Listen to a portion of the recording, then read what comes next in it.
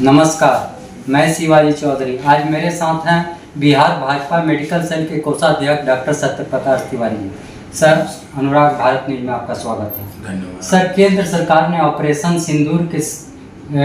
सिंदूर और सीमा पर आतंकवाद के खिलाफ भारत का रुख बताने के लिए एक सर्वदलीय डेलीगेशन भेज रहा है विदेशों में। उसमें शशि थरूर का भी नाम नरेंद्र मोदी सरकार ने किया, जबकि बीजेपी कांग्रेस कह रही है कि मैंने शशि थरूर का नाम दिया ही नहीं है। तो क्यों नरेंद्र मोदी सरकार ने शशि थरूर का नाम उस डेलीगेशन में शामिल किया है? देखिए, इसका ज़्यादा बेहतर उत्तर तो कांग्रेस के लोगों को ही देना चाहिए कि आखिर उन्होंने क्यों नहीं शशि थरूर का नाम दिया। कहीं भी जब विदेश में देश को प्रतिनिधित्व देने की बात होती है तो सरकारी विपक्ष के प्राय सबसे ज़्यादा जो अच्छे ओरेटर होते हैं, तेज तर्रार सांसद होते हैं। जैसे एक ज़माने में विपक्षी सरकार ने अटल बिहारी वाजपेयी जी को भी यूएनओ में भेजा था भारत का पक्ष रखने के लिए। तो हम तो वैसे व्यक्ति को भेजेंगे ना कि जो भारत का पक्ष सशक्त रूप से रखे, जो पढ़ा लिखा हो, जो अपनी बातें जोरदार तरीके से रख पाए। और ऐसे में शशि थरूर की योग्यता और काबिलियत पर किसी को कोई शक शुबा तो है नहीं। तो प्रश्न तो कांग्रेस से उठता है कि भाई आपने अपने सबसे काबिल सांसद का नाम क्यों नहीं दिया, जो जाके विदेश में अच्छे तरीके से बात रख सकता है। क्या आप चाहते थे कि कोई ऐसे अक्षम या अयोग्य व्यक्ति को भेज दिया जाए जो कि जाके वहां भारत का पक्ष न रख पाए और भारत की विदेश में भी किरकिरी हो? ये तो जवाब कांग्रेस को देना पड़ेगा। जी, ये दूसरा सवाल है कि एक जात बनाए बात, अभी बिहार विधानसभा का चुनाव है, जातीय समीकरण के लेकर भी बात चल रही है। बिहार का चुनाव हो और जात की बात ना हो तो ये संभव ही नहीं है, कुछ नहीं। तो 1931 में अंग्रेजों ने सबसे पहली बार जातीय जनगणना कराई थी, लेकिन उसके आंकड़े जारी नहीं हुए थे। नेता प्रतिपक्ष राहुल गांधी कहते हैं कि मैंने नरेंद्र मोदी सरकार को घुटने पर ला दिया, जातीय जनगणना कराने के लिए बाध्य कर दिया।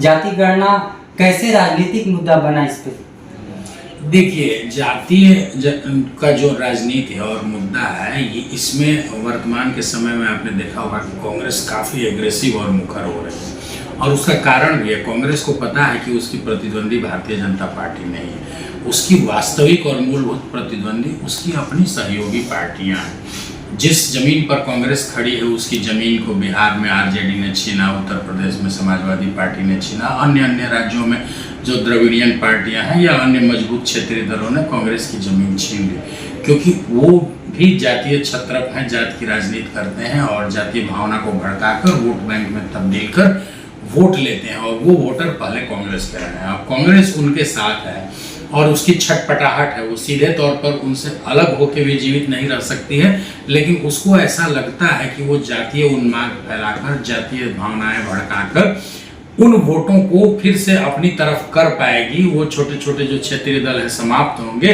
और कम से कम एक विपक्ष के रूप में तो कांग्रेस कुछ अपनी जमीन हासिल कर रहे, उसे दूर दूर तक कोई उम्मीद या अंदेशा नहीं है कि वो कभी जीत पाएगी चुनाव या सत्ता में आएगी।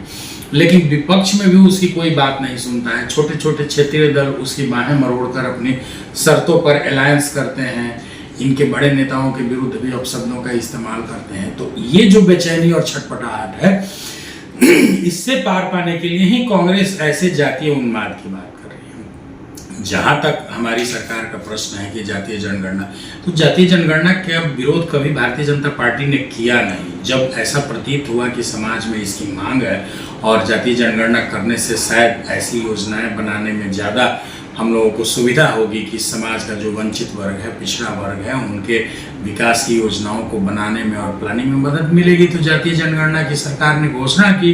और ये प्रॉपर तरीके से होगा, भारत के संविधान के मूल्यों के तहत होगा और जिसका जो भी देश के एक एक अंतिम पंक्ति पर खड़े व्यक्ति के विकास के लिए जो भी योजना करने की आवश्यकता होगी तो सरकार करेगी। भारत की सरकार किसी के दबाव में नहीं झुकती है। ये नए भारत के नए नरेंद्र मोदी जी की सरकार है।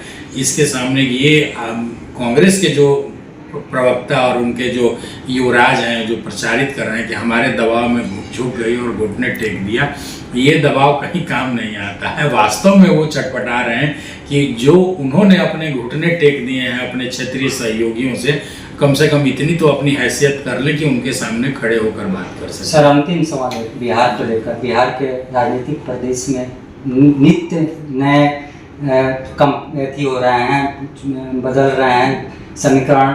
अभी जनसुराज में आरसीपी सिंह जो कि जदयू के पहले पूर्व मंत्री भी रह चुके हैं शामिल हुए, उसको आप कैसे देखते हैं?